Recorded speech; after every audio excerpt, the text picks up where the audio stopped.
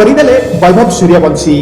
ବୟସ୍କ ରେକର୍ଡ ଭାଙ୍ଗି ଇତିହାସ ରଚିଲେ 15 ବର୍ଷୀୟ ବାଳକ ବୈଭବ ସୂର୍ଯ୍ୟବଂଶୀ। ଯାହା ଦର୍ଶକ ବନ୍ଧୁ ଚମତ୍କାର ଆଇପିଏଲ୍ 2026ରେ 36ତମ ମ୍ୟାଚ୍ରେ 15 ବର୍ଷୀୟ ବୈଭବ ସୂର୍ଯ୍ୟବଂଶୀ ଯିଏକି 36 ବଲ୍ରେ ତାଙ୍କ ଶତକ ପୂରଣ କରିଥିଲେ, ଯାହା ତାଙ୍କ ରାଜସ୍ଥାନ ରୟାଲ ପାଇଁ ଏକ ବଡ଼ ସ୍କୋର ପାଇଁ ଏକ ଦୃଢ଼ ମୌଳିକ ସ୍ଥାପନ କରିଥିଲା। ଆଇପିଏଲ୍ ଇତିହାସରେ ପ୍ରଥମ ଥର ଥିଲା ଯେତେବେଳେ କୌଣସି ଖେଳାଳି ଇନିଂସର ପ୍ରଥମ ଓଭରରେ 4ଟି ଛକା ମାରିଥିଲେ।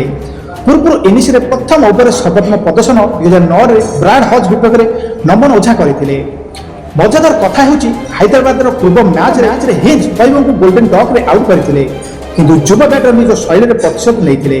ତାପରେ ସେ ଅଭିଜ୍ଞ ଦ୍ରୁତ ବୋଲର ପାଟ୍ କମିନ୍ସଙ୍କ ଦ୍ୱାରା ବୋଲ୍ଡ ହୋଇଥିବା ପ୍ରଥମ ବଲ୍ରେ ଏକ ଶକ୍ତିଶାଳୀ ସଟ୍ ମାରିଥିଲେ ଏବଂ ସେ ଏକ ସମୟରେ ସେ ମାତ୍ର 6 ବଲ୍ରେ 30 ରନ୍ କରିସାରିଥିଲେ। ବୈଭବ ସୂର୍ଯ୍ୟବଂଶୀଙ୍କ 36 ବଲ୍ରେ ଶତକ ମାରି ଇତିହାସ ରଚିଛନ୍ତି। ଗତ ବର୍ଷ ସେ ନିଜ ଜୟପୁରରେ ଗୁଜରାଟ ଟାଇସନ୍ ବିପକ୍ଷରେ 35 ବଲ୍ରେ ଏକ ଶତକ ହାସଲ କରିଥିଲେ। ଆଇପିଏଲ୍ ଇତିହାସରେ ଅନ୍ୟ କୌଣସି ଖେଳାଳି 46 ବଲ୍ରୁ କମ୍ରେ 2ଟି ଶତକ ହାସଲ କରିନାହାନ୍ତି।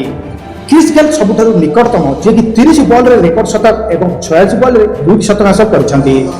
ତେବେ ବୈଭବ ସୂର୍ଯ୍ୟବଂଶୀ 2ଟି ଆଇପିଏଲ୍ରେ ଶତକ ହାସଲ କରିଥିବା ସର୍ବକନିଷ୍ଠ ବ୍ୟାଟର ହୋଇଛନ୍ତି। ତାଙ୍କ ସାଥୀ ୟଶସ୍ୱୀ ଜୟସ୍ୱାଲ ରେକର୍ଡ ଭାଙ୍ଗିଛନ୍ତି। ଏହା ସହିତ ତାଙ୍କ ନାମରେ ବର୍ତ୍ତମାନ 4ଟି ଟି20 ଶତକ ଅଛି। ଏହା ସଫଳତା ପାଇଁ ବିଶ୍ୱ ରେକର୍ଡ ମଧ୍ୟ ଅଛି।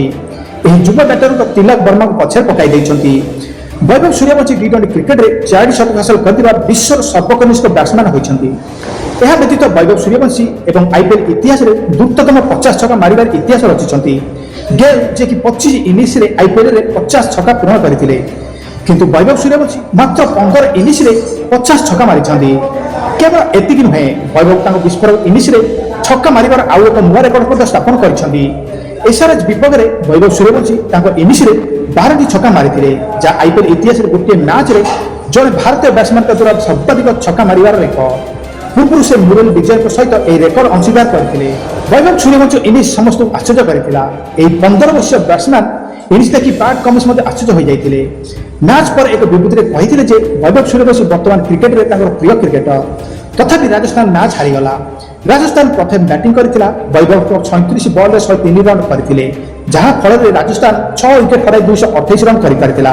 ତାପରେ ହାଇଦ୍ରାବାଦ ଯିଏକି 18.3 ଓଭରରେ 5 ୱିକେଟ୍ ହରାଇ 229 ରନ୍ କରି ମ୍ୟାଚ୍ ଜିତାଇଥିଲା।